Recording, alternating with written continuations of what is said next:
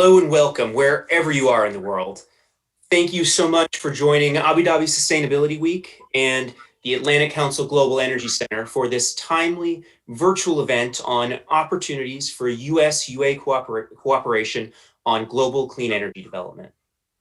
My name is Randy Bell, and I'm the director of the Global Energy Center at the Atlantic Council. It is my pleasure to welcome our esteemed guests to this virtual stage. Joining us today are Mohamed Jameel Al Ramahi, Chief Executive Officer of Masdar, Ambassador Carlos Pascual, Senior Vice President for Global Energy at IHS Markit and Distinguished Fellow at the Atlantic Council Global Energy Center, and Hadley Gamble, anchor at CNBC based in Abu Dhabi.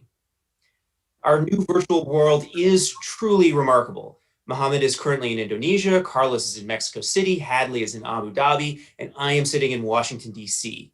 We would not even consider convening this conversation before COVID changed the way we interacted with other people, both near and far. But it is with deep regret that we cannot hold in person our annual conversations in Abu Dhabi that aim to accelerate sustainable development. That's Abu Dhabi Sustainability Week and the Atlantic Council Global Energy Forum, which is a part of ADSW and focuses on the geopolitics of the energy transition. So instead, we will be convening these events virtually from January 18th through 21st. I encourage you all to visit abudhabisustainabilityweek.com and acenergyforum.org to learn more. This event today will set the scene for Abu Dhabi Sustainability Week and the Global Energy Forum. And it couldn't be more timely. With President-elect Biden naming much of his key energy and climate team just this week, following on the blockbuster announcement of John Kerry as climate envoy a few weeks back, it is clear that Biden will double down on advancing clean energy at home and abroad.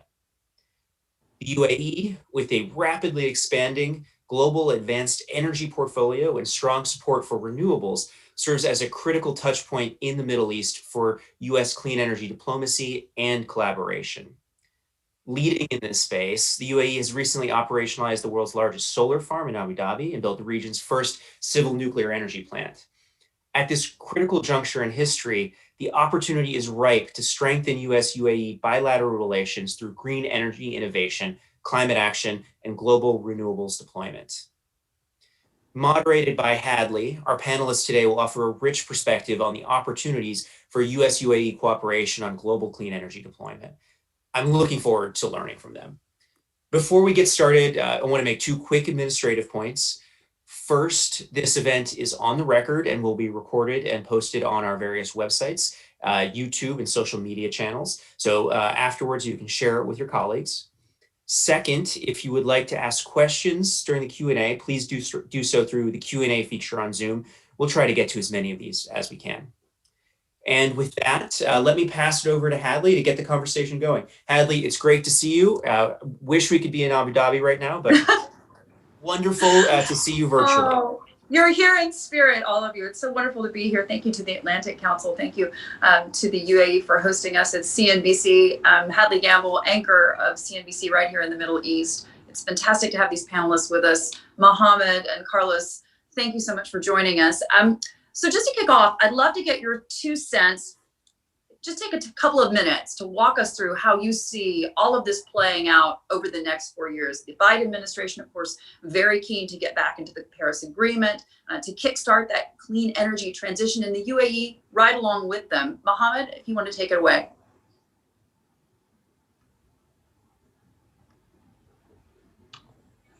Thank you. First, I want to thank everyone for tuning in to this live stream. And of course, thank you, Hadley, for moderating this session. And to Ambassador Carlos, it's always a pleasure to see you and share with you this virtual stage. Definitely, I would like to also thank our colleagues from the Atlantic Council for bringing us together to discuss some of the most important issues facing us today. And I would like to share some initial thoughts, which I will be happy to expand on later. As you're aware, the energy sector has always been dynamic. And I'm joining you like mentioned earlier from Jakarta, Indonesia, where Masdar and our Indonesians partners kicked off Southeast Asia's largest floating solar PV project and one of the largest in the world. This is, of course, a tremendous step for Indonesia, which relies heavily on coal and diesel generation. And it is only the beginning for this great country. Of course, the US election, and we can expect new, or what we believe we can expect new approach from the US administration on energy priorities. And we see optimism that clean technologies will take, or what we believe will take a lion's share of the stimulus package the world needs after this COVID-19 pandemic to get back and reignite the economic activities. And we have other exciting developments closer to home, Hadley. For example, the historic Abraham Accord between the United Arab Emirates and Israel. We also believe that this will bring about new era of cooperation and co-investment, specifically in clean energy, among, of course, other opportunities.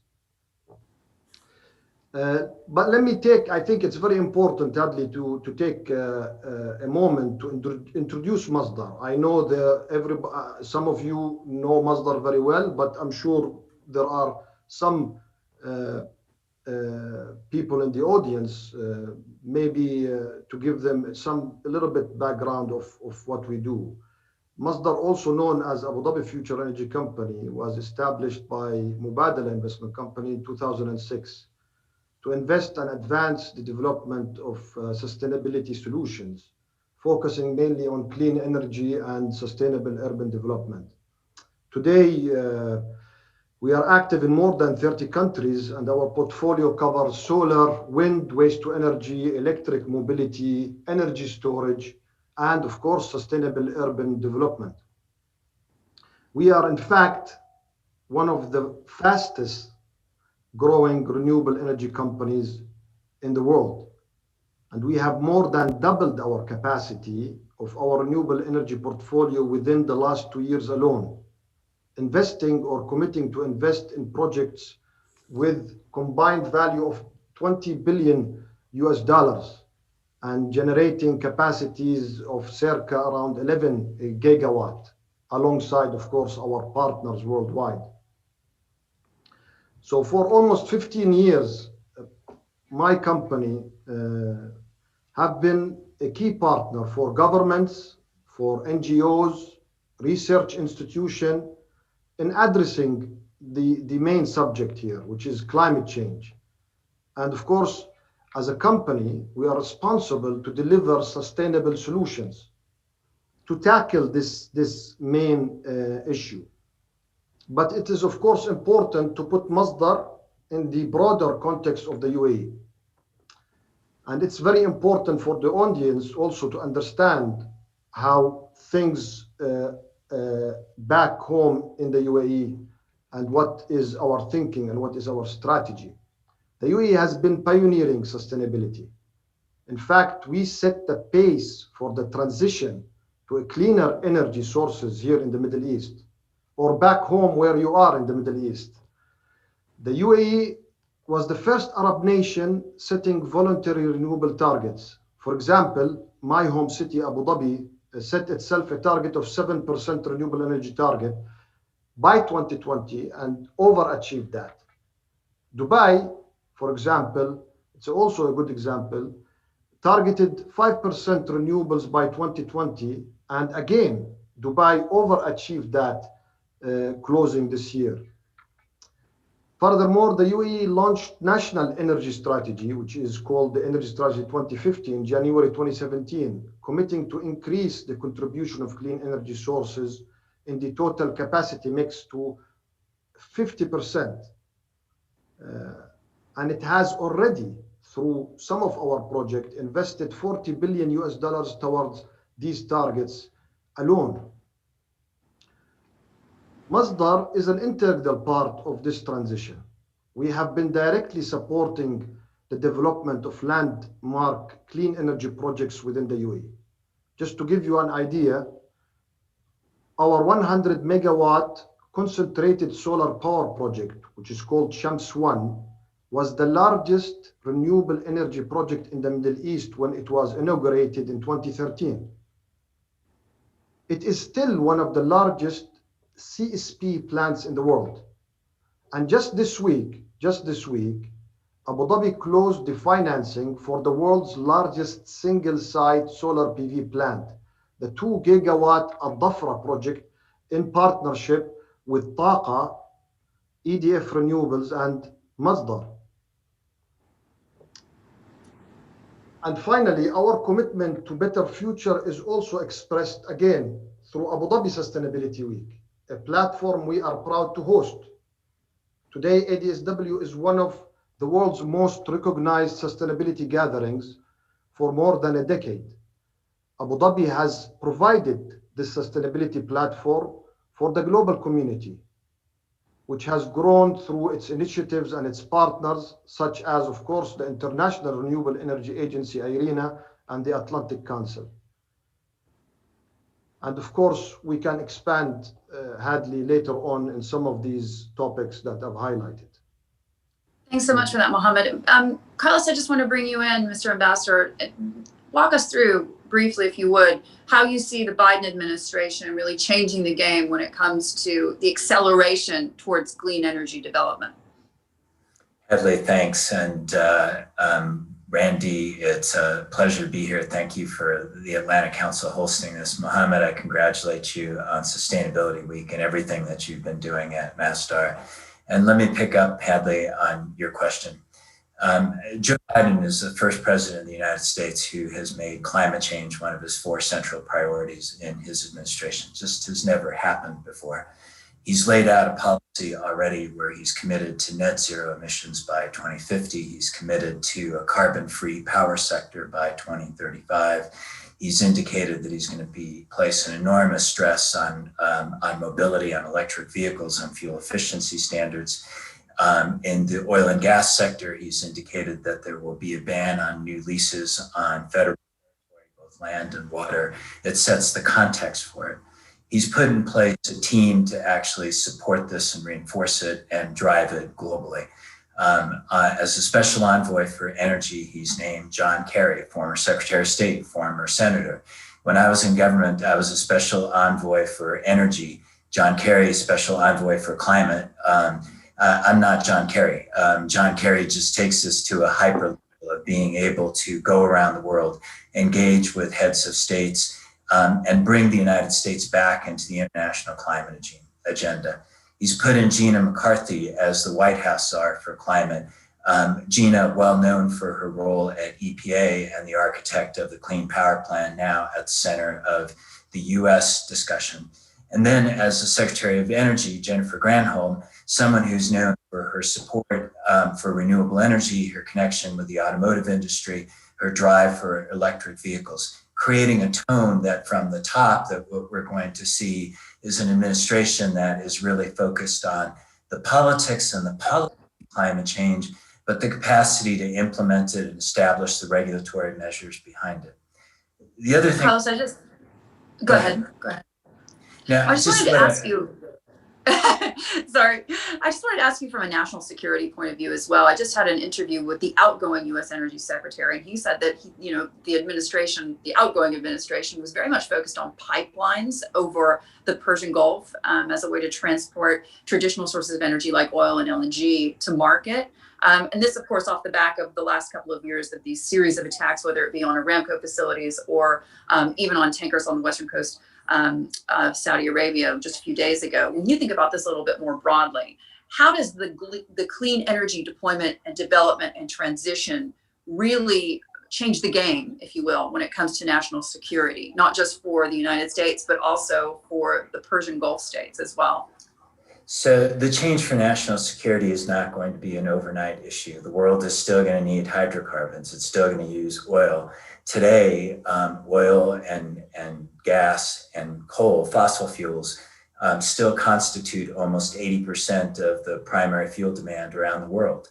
2020 is going to be the first year where energy demand has gone down 6%, oil demand has gone down 10%, demand for wind and solar has gone up by about 9%. So it gives you a sense of the direction, but let's also be realistic. Non-carbon energy sources still are barely hitting the 10% level globally, right? So what's going to happen, and this is the point that I was going to make, and it's very much tied into this, Hadley, is that there's a movement now for net zero emissions around the world. About 25 countries have made that commitment. About 54% of global emissions today are in countries that have committed to net zero.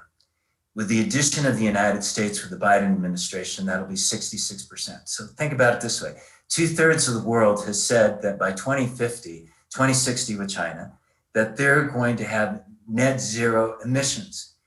Virtually no country, very few countries have actually the policies and regulations that will get them to net zero. What does that mean? There is going to be a period of hyper-regulation. When we look at the COP26 later this year, the expectation is that countries are going to come in, they're going to renew their commitments to the Paris Agreement, and those commitments are going to be the basis for a whole new series of policies and regulations and laws that are going to govern the way that we're going to get to net zero. The reason I raise that is that the incentive structures are going to change, the incentive structures for investment. That's going to begin a process of how capital moves, how investments are made, and that's going to change the character of the global energy system. That's not going to happen overnight. For the first time, I think we're going to finally see dropping from that 80% fossil fuels that we have around the world. But this is not an overnight issue in terms of how it's going to occur. The fast part, the part that is going to be moving in a way that we've never seen it before, is the regulatory and policy side, because of the changes we're seeing in the United States and China and the impact that's going to have on the implementation of the Paris Agreement. No doubt about it. Mohamed, I want to bring you in though, just to follow on a little bit of what you were saying earlier in terms of the transition and how you've had to really, I guess, rejigger things at Masdar as a result of the impact of COVID-19. Now, obviously, speaking to folks at ADNOC and Aramco as well, I mean, it's something that they've all had to do as part of their OPEC Plus agreement. But when we think about this with regards to clean energy, how have you been able to deliver on the mandate, if you will, in spite of and against the backdrop of coronavirus? I mean, no doubt, Hadley, the COVID-19 pandemic had impacted, some of our operations worldwide. We saw that in terms of disruption of supply chain. We saw that on the ground on construction sites and briefly on operations. And this is across the world. We saw that in the US. In the US right now, we have 10 sites in the US, across the US, from California to Nebraska. And some of the construction sites within the US got impacted due to COVID-19. And we saw that, of course, here in our region in GCC. So the impact of COVID-19, the impact of COVID-19 was, we felt it, but we have managed through this COVID-19 pandemic impact on our operation, and we're able during this time to expand. Like I said, I'm speaking to you from Jakarta. I mean, our business did not stop. We just closed the largest single site in the world, the Al Dhafra solar farm in Abu Dhabi, 2 gigawatt project. So even though it has been a challenging year, for us at Masdar, it has been actually a good year overall from all aspects. Taking taking out the health and safety aspect, which is very important for our employees and our staff across the world. But I strongly believe that 2021 will also be a great year for Masdar, and great year for this global agenda of climate change. Carlos have mentioned that, net zero targets. I mean, at the end of the day, the policymakers and the politicians, and I'm not one, we are a business, but obviously without the politicians and the policies that they push forward, we will not be able to expand our renewable energy portfolio. And this is very important. I think 2021 will be a good year for climate change. I strongly believe that COP26 will be a successful one, but it's not going to be easy, obviously. There is a lot of work to be done on the ground, a lot of changes that needs to happen to accelerate the deployment of renewable energy and accelerate the penetration within the energy mix.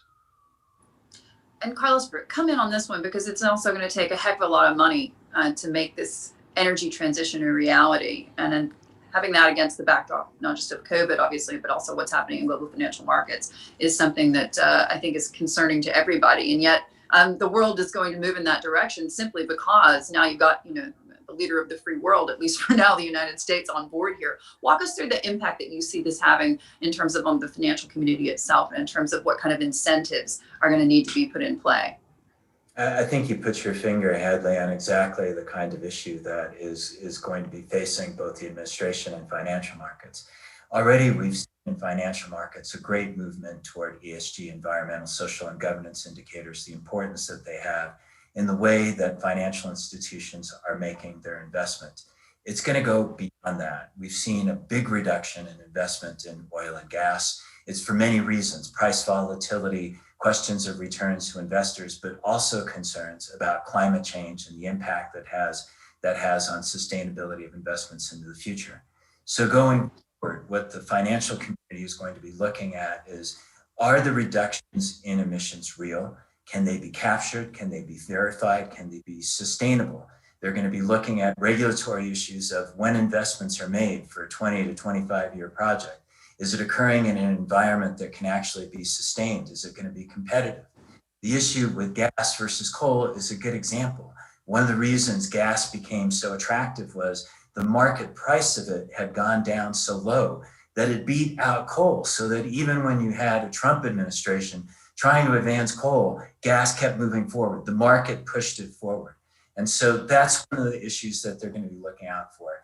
If you have to make this transition in the United States so heavily dependent on regulation, because there isn't going to be a unanimous view in the Congress, the question that they're going to be looking out for is, when those regulations are put forward, are they going to be able to sustain the scrutiny of the courts in the United States, especially since the Trump administration has appointed over 300 justices who have an opportunity to actually weigh on whether or not certain pieces of legislation, like the Clean Air Act, can continue to be used as a way to justify regulatory actions. Some things are going to be straightforward: fuel efficiency standards, allowing California to be able to go forward with some of its plans, which had been blocked previously by the Trump administration.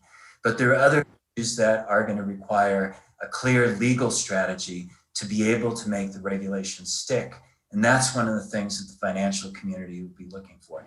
How permanent is it? Because when we invest in something that's a 20 to 25-year project, they want to make sure that it can be sustained. Mohamed, when you think about what happens next with regards to the transition, obviously the UAE, Saudi Arabia, this part of the world, very much petrodollar economies, at least for now. And one of the questions, of course, that President-elect Biden answered many times was what he felt about the oil and gas industry, how he felt about fracking and shale. He knows that he wants to ban fracking, for example, on federal lands and waters. There is an opportunity there, frankly, for petrodollar economies when you think about the shale industry in the United States getting a real hit when it comes to regulations, right? So in terms of that money that you could see coming back online with growth post-COVID-19, it's not something that petrodollar economies like Saudi Arabia, the UAE, they're going to shy away from. What kind of incentives are you looking at in the Gulf Arab countries to make sure that that transition happens and it happens in a timely manner, even as oil prices, for example, could potentially go up? Hadley, I've noted in my intro some of the renewable energy targets that, for example, Abu Dhabi committed to, and Abu Dhabi committed to these targets actually 16 years ago, when they said we want 7% renewable energy target by 2020. And in reality, if you look back, it's easy to look at renewables today and say, you know, we want to do renewables. To be fully honest, I mean, renewables today is really cheaper than coal in certain countries. That's a fact. But if you go back 16 years ago and you commit to a renewable energy target, knowing that that the renewables at that time was very expensive. If you compare it to, of course, what we have in the United Arab Emirates, we were fully dependent on fossil fuel, fully dependent on gas, on our power generation, fully dependent on gas on our water supplies. So it is a bold move from a city that is known to be an oil and gas city, Abu Dhabi, to commit to renewable energy target 16 years ago. And they overachieved that. What I'm trying to say is that our region is moving towards an energy transition. And regardless of what happens in the oil and gas sector or the oil and gas pricing, the region, our region, will follow through on their energy transition. We see that in the United Arab Emirates. We see that in the Kingdom of Saudi Arabia. We see that in Oman, okay? And of course, we see it in the Levant, Jordan, Israel, Egypt, North Africa, and we are, of course, active in all of them. And that is the message. Today, renewable energy we are not going back from renewable energy. You know, it's here to stay. We believe, or I believe, that renewable energy is mainstream today, and you cannot go back. But when we look at our own country, for example, we don't just look at renewable energy as a source of energy. We look at our energy mix. We look at our energy security, and you mentioned that, energy security. Energy security is very important. We are blessed by fossil fuels, but we are also blessed by solar radiation, an abundant source of energy. So if we can tap into this source of energy that is clean, that is renewable, and capture that into our mix, it is, again, very important for our energy security and stability. Mr. Ambassador, I want to ask you about that question as well, because when I had that chance to speak with Dan Brouillette earlier this week, the outgoing energy secretary, I asked him specifically about the shale industry, and he said they ought to be worried given what's happening in Congress and the new administration. Do you believe that to be the case? Do you think that the shale industry is going to take a hit as a result of the administration's move to renewables and clean energy? I don't think it's the shale industry is going to take a hit as a result of that. I think it's market forces that are going to have an impact on the shale industry. Over the period of 2010 to 2019, the upstream industry in the United States outspent its cash flow by $245 billion. $245 billion. It was financed externally. And what we're seeing from the financial community is a statement that concerned about price volatility, but they want more of a return. And the impact that had to the upstream community generally is that you have to live out of cash flow. And so what we're seeing the shale industry adjust to and respond to is to scale back its production based on what it can invest in its own productive capability. And that has brought back US production down from a peak of almost 12 million barrels a day to about 10.5 to 11 million barrels a day. that's still a huge amount of production. So I think one of the other things that we need to put into this equation is this question of peak demand for oil. Did we already reach it, or is it still coming? And there's a debate about that. There are different scenarios. But let's say we stay where we are right now at 95 million barrels a day of oil. That's still a massive amount of oil that the world needs to consume. And when you look at the decline rates on oil, the amount that you have to continue to invest to be able to meet that demand requirement, what we're still going to see is that there is a need for oil, a demand for greater investment. If there isn't greater investment, there are going to be supply shortages, and the price of oil is probably going to go up, which is going to, in fact, have a benefit on the lowest cost producers in the Middle East. And I guess I would bring it back to this question. There's still going to be a need for oil out there. In a recent conference, in a roundtable, which Abu Dhabi hosted recently with about 30 CEOs, one of the conclusions that came out of that was very clear cut. The market wants the lowest carbon content oil possible, and it wants the cheapest oil. And that's going to put the Middle Eastern producers in a very strong position. It's still going to create opportunities for shale producers because they have the fastest reacting market response to those market opportunities that do arise when the price increases.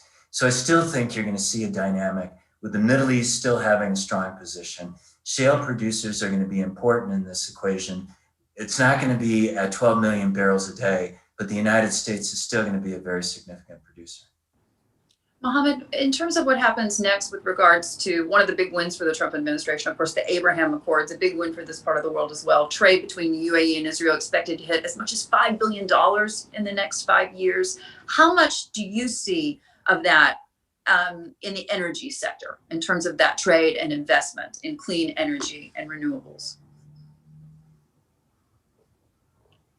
I think it's a historic agreement. Again, I believe it will open up a lot of opportunities in multi-sectors, but particularly in the energy sector. Israel has been investing in technologies. We have known that for a long time. And we were familiar with some of these technologies, particularly in solar, in storage, and water solutions, to be honest. We've looked at water solutions in the past at Masdar. We've been guided by our leadership to pilot and develop some of these technology solutions for water desalination in Abu Dhabi. We have realized at that time that Israel has been advancing water solution for their own needs.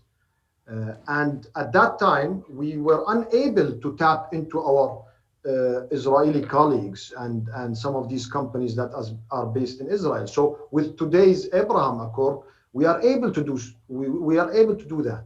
So the opportunity that this accord has opened up for us is huge. We are looking to some of these opportunities, both in Israel and in the UAE. And I think the outcome of this will create prosperity for the United Arab Emirates and for Israel, and prosperity for the region, to be fully honest. And I think it's a great achievement by the Trump administration and, of course, the leadership of our two nations. I just want to remind everybody that you can submit questions through the question portal on the screen, and we'll take your questions as soon as they come in. But Ambassador, I wanted you to follow on to that in terms of the opportunities you see. $5 billion over the next 5 years in terms of trade between UAE and Israel, opportunities for pipelines, all sorts of new technology, and things happening in the tech space specifically. When you think about what that means for the energy transition, where do you see those opportunities? Well, I think that there are opportunities not only between UAE and Israel, but that the United States can also be a partner in this.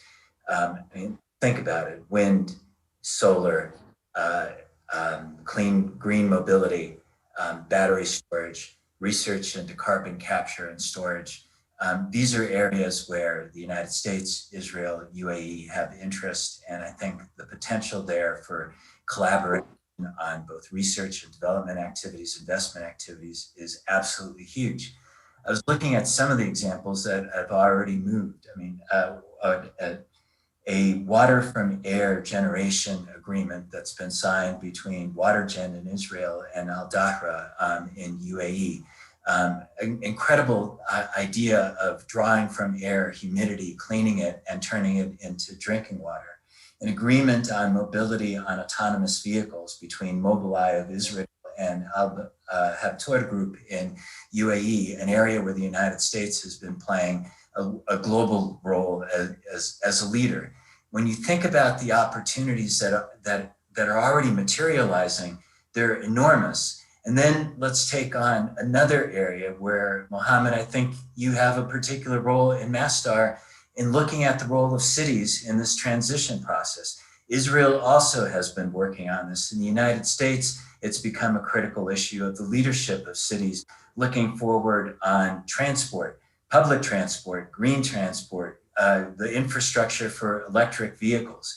These are all things that are really standing before us. And finally, what I would say, coming back to the hydrocarbon sector, Hadley, I think one of the most important things is going to continue to be able to push on carbon capture, utilization, and storage. Because when we look at any projection of what gets us to net zero by 2050, carbon capture and storage is going to have to be part of it. And it's still not commercially viable. And we still don't have carbon prices that are high enough to make it commercially viable. This is going to be critical for the UAE, for the United States, for the use of oil and gas into the future. And so I think there are tremendous opportunities for cooperation that we're going to see here. And the technology that can be brought together by all three countries, the Emirates, Israel, and the United States, I think really have an opportunity to drive this energy transition and introduce capabilities, bring back capabilities for research, development, and investment that can take us to those net zero goals. Mohamed, I wanted to ask you as well, in terms of that area for collaboration. Obviously, Masdar works with U.S. companies like Honeywell and others. Where do you see opportunities in the president's first 100 days, frankly, to make new agreements, to look for new business as a result of the energy agenda coming out of the Biden administration? I mean, the U.S. market is very important for us and will continue to be a very important market for us. We see the U.S. market today. The U.S. market is the second largest market when it comes to renewable energy, just outside China, of course, other than China. But it's the most attractive, transparent market that if an international investors like Masdar would like to work on. So the US continues to be a very important market for us. Technologies, in terms of technologies, we have invested in battery already in the US. So we will continue investing in battery. We like the electrification of mobility. We've been very active in the electrification of mobility. Of course, back at Masdar City, autonomous electric mobility is something that we have been monitoring and testing over the past 10 years. So we will continue investing in the electrification of mobility, particularly in the infrastructure. Our focus today is, of course, back home and the United Kingdom. We like, of course, hydrogen, of course. We like hydrogen. We like the potential opportunity that may come out of hydrogen, particularly green hydrogen. So we'll continue monitoring that closely and actively with some of our partners from both the development side and the technical side. Offshore wind is something that we also like. We think offshore wind will play a big role also in the future, provided that the cost curve of offshore wind continues to go down. We see floating offshore wind playing a very important role. Japan just announced their offshore wind plans, which is, you know, it's a big scale, potential big scale project, specifically on floating. So there are a lot of opportunities. But again, these opportunities are looking at it from the supply side, okay? And Carlos mentioned it. We will never be able to achieve what is called net zero just by supplying green power. It's not going to happen, okay? So you need to look at both sides. You need to look at the supply and you need to look at the demand, and you need to invest in both. Okay, so energy efficiency is key. Energy efficiency is very important in achieving that net zero targets. So building and construction, sustainable building, retrofitting of buildings and infrastructure, smart grid, smart metering, there is a lot of work to be done, and the opportunities are humongous, and we like all of these areas. When you think about this with regards to job growth, obviously it's something that is a major focus of all of the plans in Gulf Arab countries, their visions, for example, Vision 2030 in Saudi Arabia. But Ambassador, when you think about this with regards to job growth in the United States, MIT and others have done studies on the work the Obama administration did to move toward clean energy. It didn't net the kind of job growth they were hoping for, at least not in the short to medium term. Obviously, the Biden administration focusing on spending some $2 trillion on clean energy, hoping to create jobs as well. What's your outlook there? How much is this going to change the game for job growth, at least in the next 4 years? I think it's going to start a process. And if you look at the Build Back Better website, the Joe Biden team's transition team's website, and you look at the clean energy component, the climate change component on it, the first thing it focuses on is jobs and infrastructure. And it makes that a center point of its clean energy agenda. And so one of the questions that I think the Biden administration is going to have to tackle at the beginning, at the outset, is where are those infrastructure possibilities?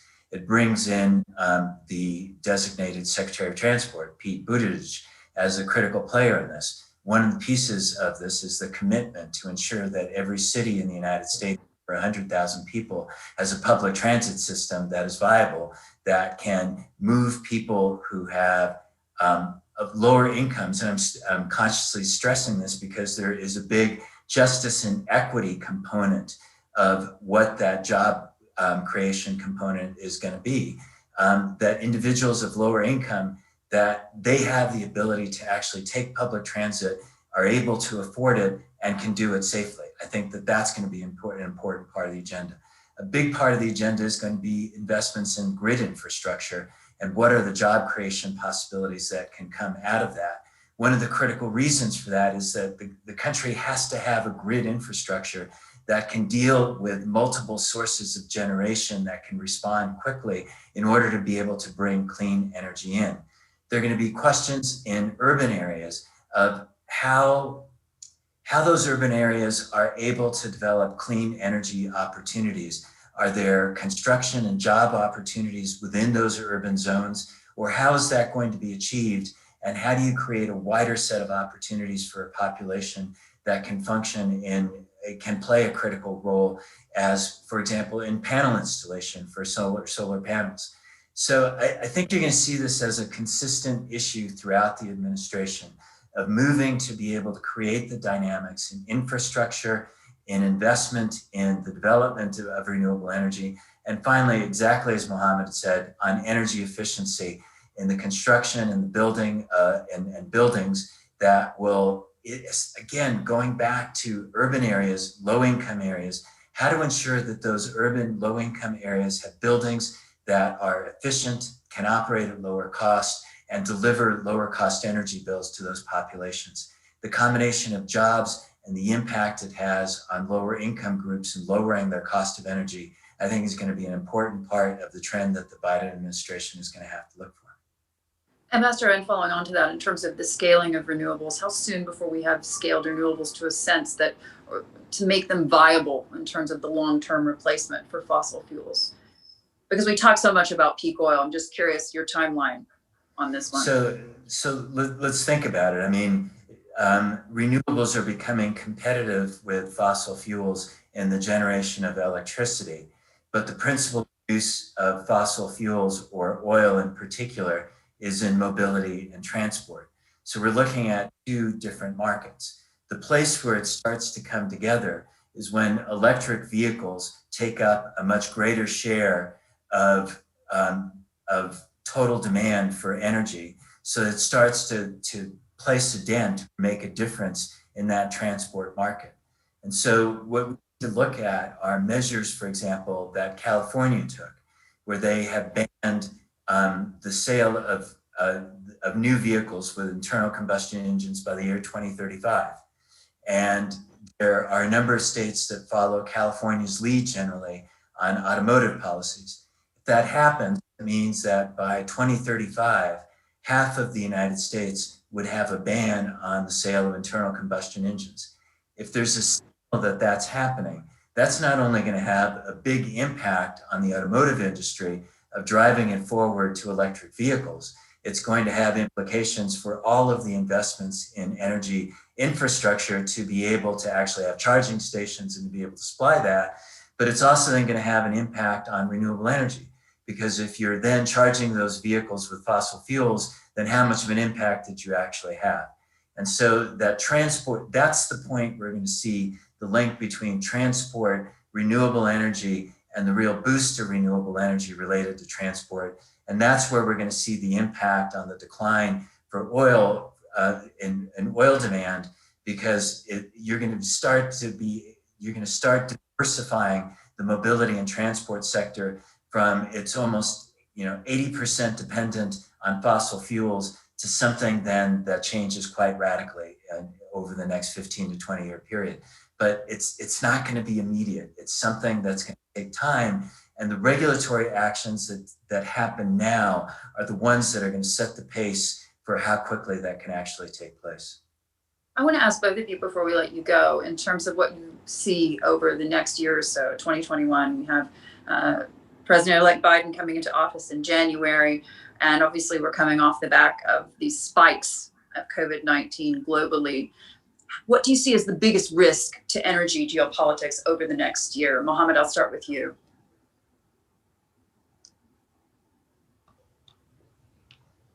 I think renewables will continue to play a very important role, both here in the region, in the GCC, but also globally.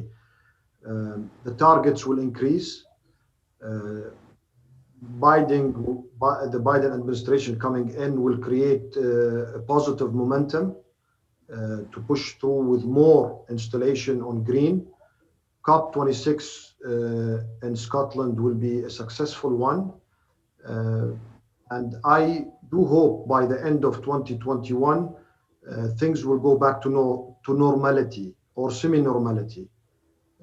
That's my views, Hadi. Ambassador? I would say three things. The first is that the US has to have a credible nationally determined contribution that it brings to COP26. It has to demonstrate that it's not only rhetoric, it's not only the people, but it can put in place a package. And the reason that's so important is that it's going to have to be heavily dependent on what the administration can do through regulation and the laws that it can pass. Let's go back to 1997, the Kyoto Protocols. The US Senate voted 97-0 against it before the negotiators got on the airplane.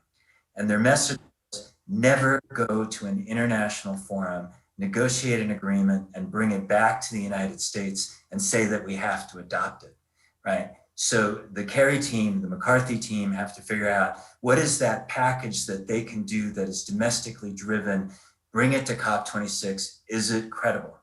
Second thing is the US-China relationship. Two largest emitters, China the largest emitter, a relationship that is phenomenally tense, the epicenter of global tension right now. Can they find a way to cooperate with one another and credibly set a context that brings the international community and makes a clear statement that we're now putting the gear back into drive with going forward with the Paris Agreement, where the two biggest emitters are going to be players and they're going to be working together to set the tone to make that happen. Third issue is the international community willing to come together to think about developing countries that are concerned about energy access? Because yes, they want clean energy, but fundamentally they need access for their population so that they can create jobs, have access to healthcare, be able to have better education because that energy is available to them. And they're going to be crying out for recognize us. We need technological solutions which are competitive, which are very viable and sustainable. So I would look out for those three things over the coming year. Ambassador, do you think that this switch to renewables means the United States will begin to spend less money on the military presence here in the Persian Gulf? Wow. When we look at the Persian Gulf issues and the Middle East, there's going to be a challenge for the United States to think about re-engagement generally. There are going to be three multiple set of issues that the United States is going to have to be looking at right now. One is Iran and what to do about the nuclear issues, return to the Joint Comprehensive Plan of Action. But as Mohamed will tell you and people in the Middle East will say, there's a huge concern about what impact that's going to have on Iran's regional activism and terrorism, and how's that going to be addressed.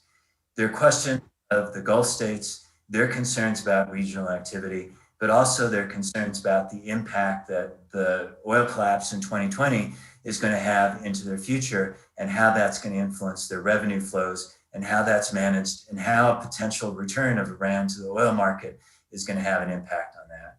And then you have other entrenched conflicts, what's happening in Iraq, in Syria, in Yemen, in Lebanon. And that whole panoply is going to be before the Biden administration. And the challenge that they face is how do we engage across that entire package of issues? And I think there's going to be a strong emphasis on investing diplomatically. There are going to be questions that are going to have to be addressed about what the level of the military presence is in the context of that. And I think that there have to be dialogues, particularly with the Gulf states, on how to reassure them and give them a sense of security and stability. And so I think that that broader question that you asked about the military presence is going to have to be put into this whole framework of what U.S. policy is going to look like in the Middle East. Gentlemen, I'm afraid we're going to have to start wrapping things up. I really do appreciate the opportunity to speak to both of you today from Abu Dhabi, my home, and Dubai. Thank you all so much. And I'm going to hand it over to Randy Bell. Thank you, Thank you, Hadley. Thank you, Mohamed and Carlos. I mean, really remarkable conversation. I know I learned a lot. And what a really fantastic scene setter for Abu Dhabi Sustainability Week and the Global Energy Forum. And I hope it's a great scene setter for the next 4 years of US-UAE clean energy deployment and cooperation. I want to encourage everyone in the audience to visit AbuDhabiSustainabilityWeek.com and acenergyforum.org to learn more about our programs this January, where we'll have more conversations like this one. Before we close, I want to thank the team who put this event together, Mercedes Sapupo, Peter Gonzalez, Emma Smith, Zach Strauss, Oshin Hamide, and the entire ADSW team. Really great collaboration we have with Abu Dhabi Sustainability Week. On behalf of the Atlantic Council and Abu Dhabi Sustainability Week, we hope everyone has a happy new year. I know we are all looking forward to a brighter 2021. Thank you again for joining us today. We're looking forward to seeing you virtually in January, and hopefully we will see you in person later next year. Thanks, everybody. Thank you.